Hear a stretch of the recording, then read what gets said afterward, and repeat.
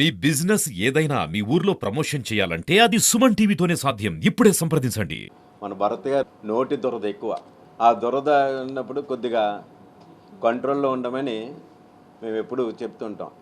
అదేవిధంగా ఈరోజు పిఠాపురం నియోజకవర్గంలో శ్రీ పవన్ కళ్యాణ్ గారు పోటీ చేస్తున్నారంటే మొత్తం వైఎస్ఆర్సీపీ సంబంధించిన వ్యవస్థ మిథున్ రెడ్డి, చంద్రశేఖర్ రెడ్డి గారు, దాడిశెట్టి రాజా, కన్నబాబు మొత్తం ఒక్కొక్కరు ఒక్కొక్క మండలాన్ని పనిచేసుకుని ఎట్టి పరిస్థితుల్లో కూడా ఆయన ఓడించడానికి కాదు, మెజార్టీ తగ్గించడానికి విశ్వ ప్రయత్నాలు చేస్తుంటే 175 నియోజకవర్గాల్లో ఉన్న వైఎస్ఆర్సీపీ ఎమ్మెల్యేలు ఏం మాట్లాడతలేదు. కానీ ఈ నోటు దురద మేస్టర్ ఉన్నాడు కదా, ఈయనంట పవన్ కళ్యాణ్ అమాయకుడు అంటాడు, పవన్ కళ్యాణ్ అమాయకుడు అంటాడు, ఓడిపోతాడు అంటాడు.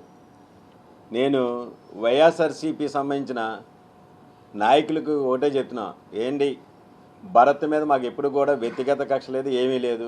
మీ నాయకుడు మా అధినాయకుడు అంటున్నాడు కాబట్టి మేము ఎప్పుడు కౌంటర్లు ఇస్తూ ఉన్నాం. ఎందుకంటే మీరు మళ్ళీ చెప్తున్నాం, మీరు మమ్మల్ని తిట్టి ముందు మీ ఓడిని నోరు అదుపులో పెట్టుకోమని మా తరపున మీరు చెప్తారని అంటున్నాం. తను ఉద్యోగాలు ఇస్తాడంట. ఏ ఉద్యోగాలు ఇస్తాడు ఈయనున్న గంజాయి సంస్థలో ఉద్యోగాలు ఇస్తాడా? బ్లేడ్ బ్యాచ్ ముఠ ఉంది కదా, అందులో అయినా ఉద్యోగాలకు అవకాశాలు కల్పిస్తాడా?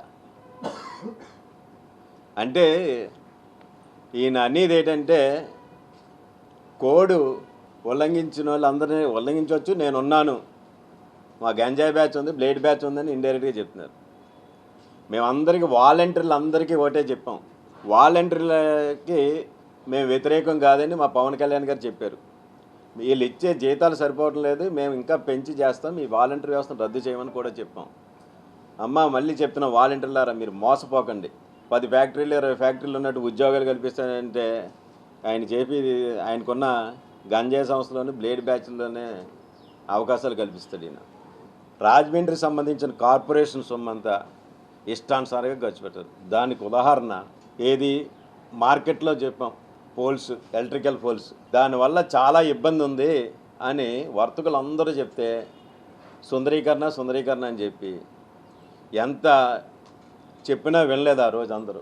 మేము ఆ రోజు మొత్తం టీడీపీ జనసేన పార్టీ సంబంధించిన మొత్తం అంతా మనం వెళితే ప్రతి షాప్కి మేము వెళ్ళి అడిగితే వాళ్ళు ఒకటే చెప్పారు, ఏంటి ఇదంతా ప్రతి ఎలక్ట్రికల్ పోల్ వేసి మమ్మల్ని ఇబ్బంది పెట్టేసాడు, ట్రాఫిక్ అది ఇది చాలా దారుణంగా, చాలా వ్యతిరేకత ఉన్నారు. మేము వెంటనే తీసేస్తామని ఆ గవర్నమెంట్ రాగానే హామీ కూడా ఇచ్చాం వాళ్ళకి.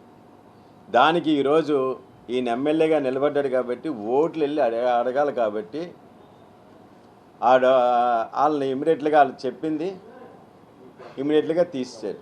ఈ తీసిన సొమ్ము పెట్టింది ఖర్చు ఎంత, తీసింది సొమ్ము ఎంత, ఖర్చు అంతా.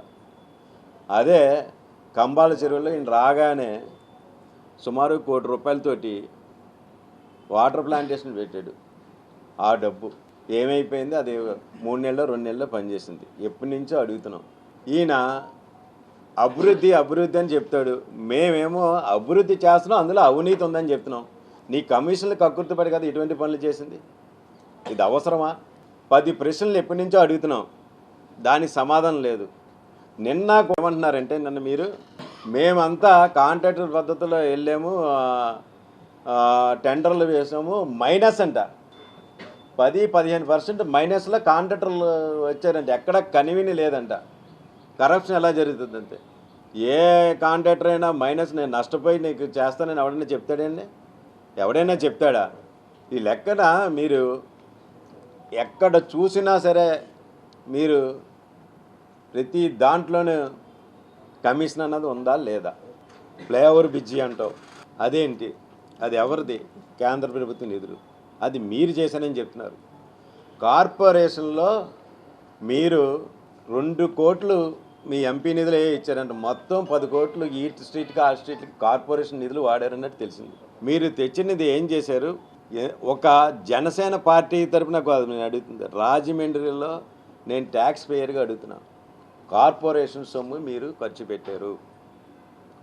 ఆ ఖర్చు పెట్టిన దానికి మీరు నిజంగా అవినీతి లేదు, మీరు నిజాయితీపరుడు అంటే నిరూపించుకోండి. మేము అడిగిన లెక్కలు చూపించండి, శ్వేతపత్రం మాకే పబ్లిక్కి ఇవ్వండి. మీకు కొద్దిగా ఇగో కదా మేము అడుగుతున్నామని కాకుండా కొన్ని పబ్లిక్గా మేము జనసేన పార్టీతో అడుగుతున్నాం, ట్యాక్స్ పేరుగా అడుగుతున్నాం. నిన్న కూడా మేము కమిషనర్ గారితో మాట్లాడితే చాలామంది ఉన్నాయి 31వ తారీఖు వరకు మేము వసూలు చేస్తున్నాం, ఖజానా ఖాళీ అయిందని చెప్పారు. ఖాళీ చేయడానికి కారణం ఎవరు? అభివృద్ధి పేరుతోటి అవినీతి, ప్రతి దాంట్లో కమిషన్, ఆయన అనుచరులే కాంట్రాక్టర్లు. అసలు ఆయన ఏమన్నాడండి, నా సొంత ఖర్చులతోటి ఏమైనా తేడా వస్తే తీయించేస్తే నా సొంత ఖర్చులు పెట్టుకుంటా అన్నాడు. మరి అది చూపించమనండి. మార్కెట్లో అనవసరంగా వేసాడు, తీశారు. అది కార్పొరేషన్ ఖర్చులు ఇతని ఖర్చులో చెప్పమనండి.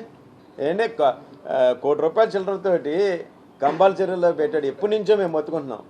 అది అసలు ఏమైంది? అది ప్రజాధనం కదా. ఇది వాటర్ పాయింట్ 90 లక్షలు చిల్లరే.